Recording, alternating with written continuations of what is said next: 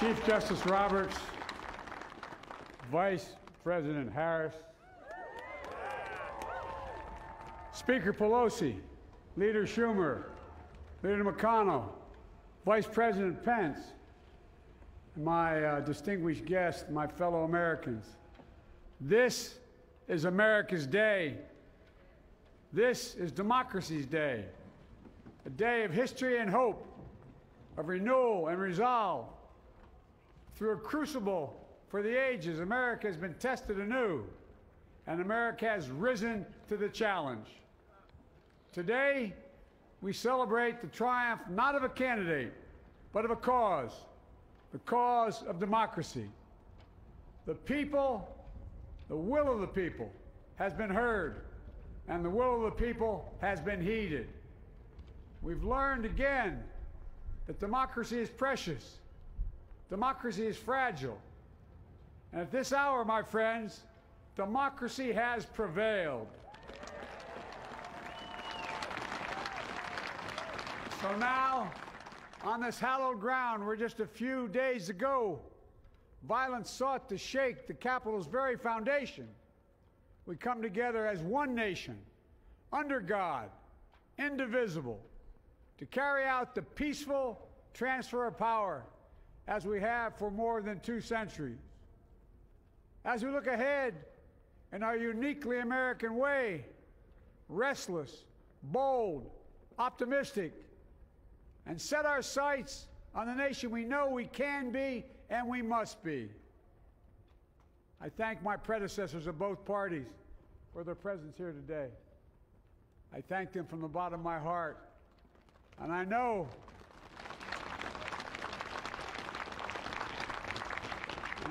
the resilience of our Constitution and the strength of our nation, as does President Carter, who I spoke with last night, who cannot be with us today, but whom we salute for his lifetime in service. I've just taken the sacred oath each of those patriots have taken, the oath first sworn by George Washington.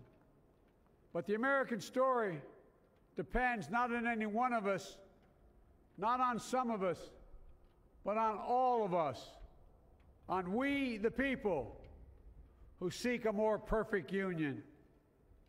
This is a great nation. We are good people. And over the centuries, through storm and strife, in peace and in war, we've come so far, but we still have far to go. We'll press forward with speed and urgency, for we have much to do in this winter of peril and significant possibilities. Much to repair, much to restore, much to heal, much to build, and much to gain. Few people in our nation's history have been more challenged or found a time more challenging or difficult than the time we're in now. Once-in-a-century virus that silently stalks the country has taken as many lives in 1 year as America lost in all of World War II. Millions of jobs have been lost. Hundreds of thousands of businesses closed. A cry for racial justice, some 400 years in the making, moves us. The dream of justice for all will be deferred no longer. A cry for survival comes from the planet itself, a cry that can't be any more desperate or any more clear. And now, a rise of political extremism, white supremacy, domestic terrorism, that we must confront and we will defeat. To overcome these challenges, to restore the soul and secure the future of America, requires so much more than words. It requires the most elusive of all things in a democracy: unity. Unity. In another January, on New Year's Day in 1863, Abraham Lincoln signed the Emancipation Proclamation. When he put pen to paper, the president said, and I quote, If my name ever goes down into history, it'll be for this act, and my whole soul is in it.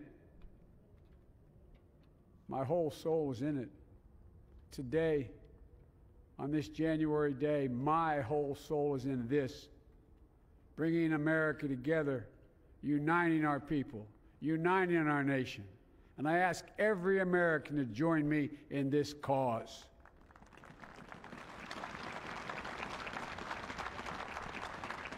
Uniting to fight the foes we face: anger, resentment and hatred, extremism, lawlessness, violence, disease, joblessness, and hopelessness. With unity, we can do great things, important things. We can right wrongs. We can put people to work in good jobs. We can teach our children in safe schools. We can overcome the deadly virus.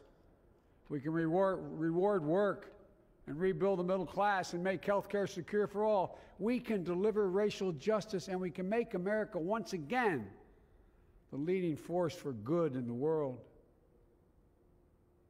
I know speaking of unity can sound to some like a foolish fantasy these days.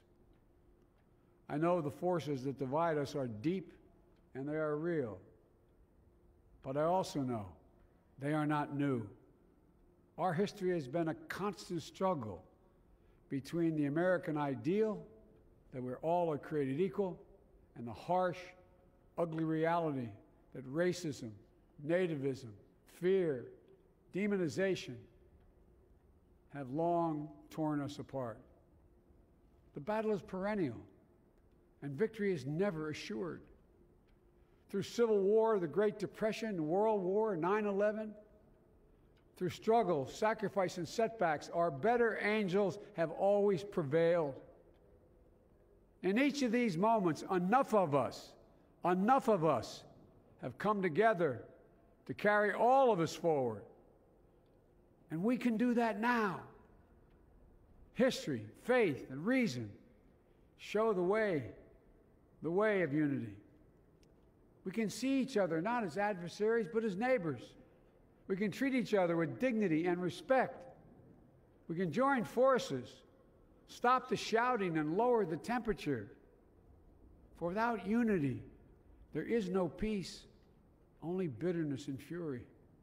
No progress, only exhausting outrage. No nation, only a state of chaos. This is our historic moment of crisis and challenge, and unity is the path forward. And we must meet this moment as the United States of America. If we do that, I guarantee you we will not fail. We have never, ever, ever, ever failed in America when we've acted together. And so today, at this time, in this place, let's start afresh, all of us. Let's begin to listen to one another again, hear one another, see one another, show respect to one another. Politics doesn't have to be a raging fire, destroying everything in its path. Every disagreement doesn't have to be a cause for total war.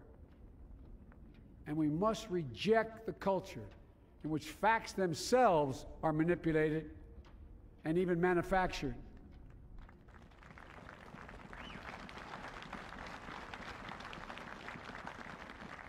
My fellow Americans, we have to be different than this.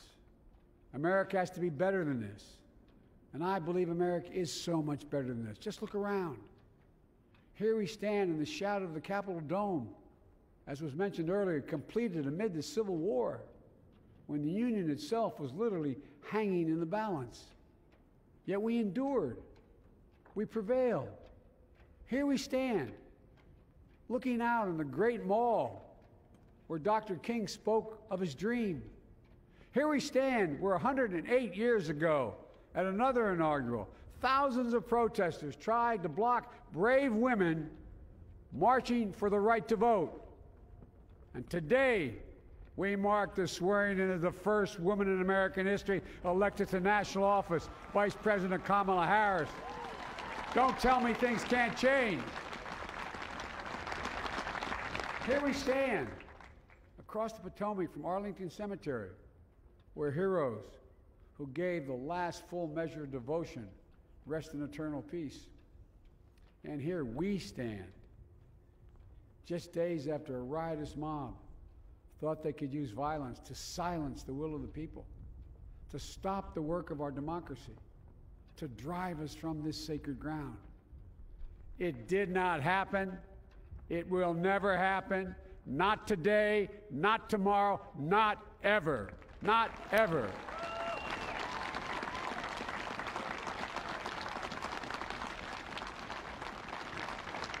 To all those who supported our campaign, I'm humbled by the faith you've placed in us. To all those who did not support us, let me say this. Hear me out as we move forward. Take a measure of me and my heart. And if you still disagree, so be it. That's democracy. That's America. The right to dissent peaceably within the guardrails of our republic is perhaps this nation's greatest strength. Yet hear me clearly. Disagreement must not lead to disunion. And I pledge this to you. I will be a president for all Americans. All Americans. And I promise you, I will fight as hard for those who did not support me as for those who did.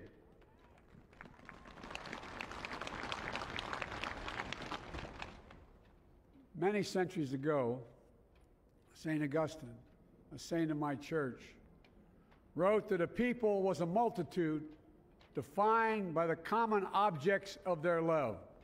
Defined by the common objects of their love. What are the common objects we as Americans love that define us as Americans? I think we know.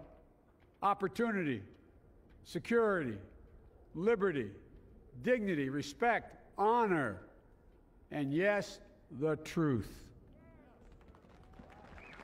Recent weeks and months have taught us a painful lesson. There is truth and there are lies. Lies told for power and for profit.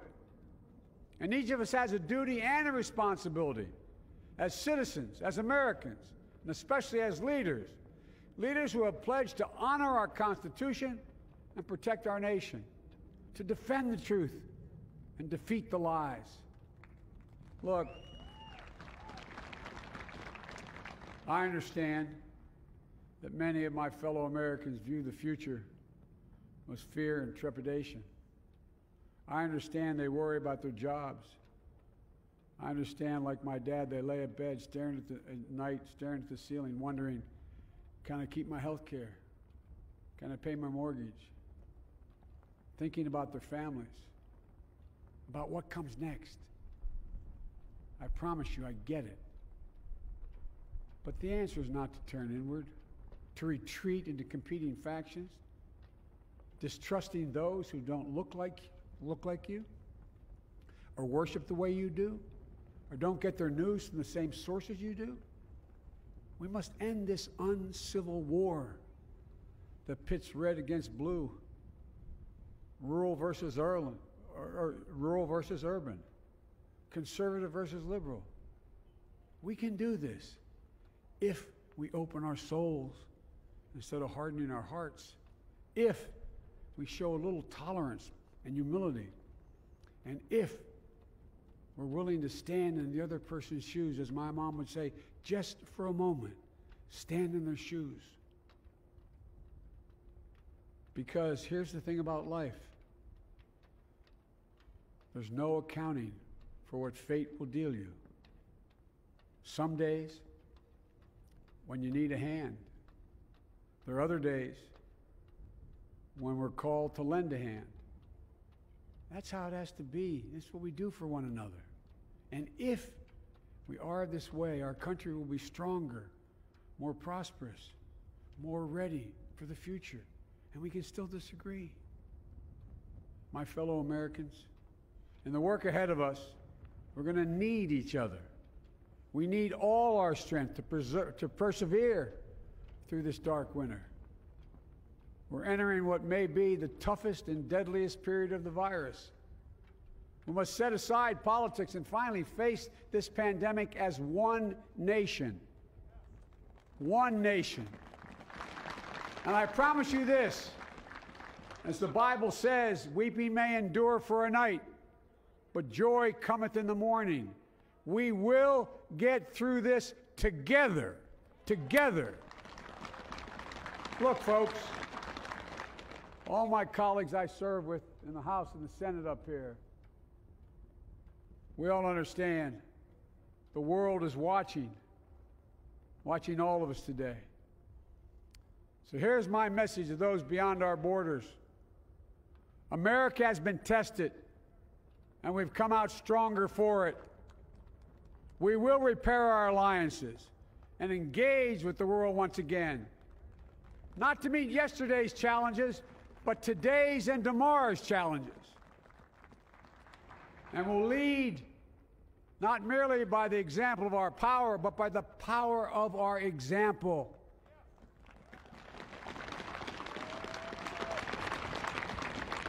We'll be a strong and trusted partner for peace, progress, and security. Look, you all know we've been through so much in this nation. And my first act as president, I'd like to ask you to join me in a moment of silent prayer. Remember all those who we lost in this past year to the pandemic. Those 400,000 fellow Americans, moms, dads, husbands, wives, sons, daughters, friends, neighbors, and co-workers. We'll honor them by becoming the people and the nation we know we can and should be. So I ask you, let's say a silent prayer for those who've lost their lives and those left behind, and for our country.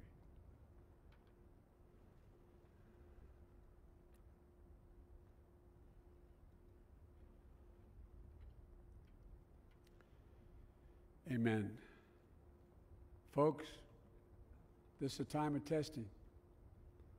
We face an attack on our democracy and on truth, a raging virus, growing inequity, the sting of systemic racism, a climate in crisis, America's role in the world. Any one of these would be enough to challenge us in profound ways. But the fact is, we face them all at once, presenting this nation with one of the gravest responsibilities we've had. Now we're going to be tested. Are we going to step up, all of us? It's time for boldness, for there's so much to do. And this is certain. I promise you, we will be judged, you and I, by how we resolve these cascading crises of our era. We will rise to the occasion is the question. Will we master this rare and difficult hour? Will we meet our obligations and pass along a new and better world to our children? I believe we must. I'm sure you do as well. I believe we will. And when we do, we'll write the next great chapter in the history of the United States of America, the American story. A story that might sound something like a song that means a lot to me. It's called American Anthem. There's one verse that stands out, at least for me, and it goes like this. The work and prayers of century have brought us to this day. What shall be our legacy? What will our children say? Let me know in my heart when my days are through. America, America, I gave my best to you. Let's us add our own work and prayers to the unfolding story of our great nation. If we do this, then when our days are through, our children and our children's children will say of us, they gave their best, they did their duty, they healed a broken land. My fellow Americans, I close the day where I began, with the sacred oath. Before God and all of you, I give you my word. I will always level with you. I will defend the Constitution. I'll defend our democracy. I'll defend America. And I'll give all of you, keep everything I do in your service, thinking not of power, but of possibilities, not of personal interest, but the public good. And together we shall write an American story of hope, not fear, of unity, not division, of light, not darkness, a story of decency and dignity, love and healing, greatness and goodness. May this be the story that guides us, the story that inspires us, and the story that tells ages yet to come that we answered the call of history. We met the moment. Democracy and hope, truth and justice did not die on our watch, but thrived. That America secured liberty at home and stood once again as a beacon to the world. That is what we owe our forebears, one another, and generation to follow. So, with purpose and resolve, we turn to those tasks of our time, sustained by faith, driven by conviction, and devoted to one another and the country we love with all our hearts. May God bless America, and may God protect our troops. Thank you, America.